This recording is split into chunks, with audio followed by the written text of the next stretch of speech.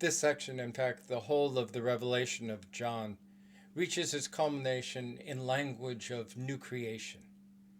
The first earth and heaven have now passed away.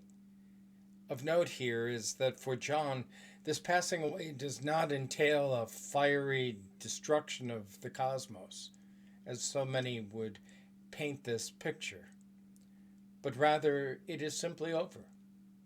Its time is done. And a new creation, representing God's faithfulness to creation, not his abandonment of it, now replaces it. God redeems not just humanity, but all of creation.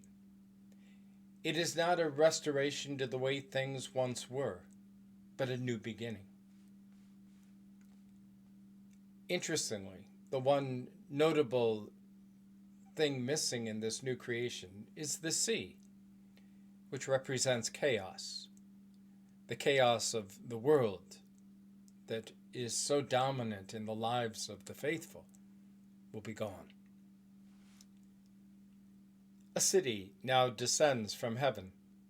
It's a very different orientation from the idea of a rapture where we are all beamed up. Instead, the city and God come down to earth. This is not a flipped version of the old Jerusalem, but a whole new order. The city descends like a bride on her wedding day. The vision is for the faithful, that they may have grounds for perseverance and hope in the midst of all that is going wrong in their world. God will now make a home here on earth among them, among all humanity. And finally, God speaks. See, I am making all things new. From the throne of judgment, now comes a word of grace. This section ends with warnings to the unfaithful and promises to those who will remain steadfast. Resist evil. Do not succumb to the pressures of those around you and the world of evil. Do this and be welcomed into this new creation that God is even now bringing about. So what did you hear? What were the pictures that came to mind? Were there songs or hymns that this conjured up for you? Revelation is ultimately a book of hope, which is not always how it's used. So where are the things in your life these days that give you hope,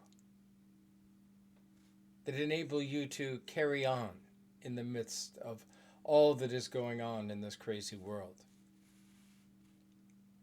How do you persevere?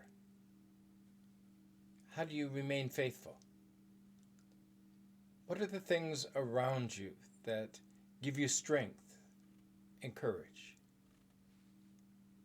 Spend some time to ponder these things. Where is God bringing hope into your life today? Take some time to journal or share a conversation with a friend. We're fast coming to the end. And until next time, thank you for joining me.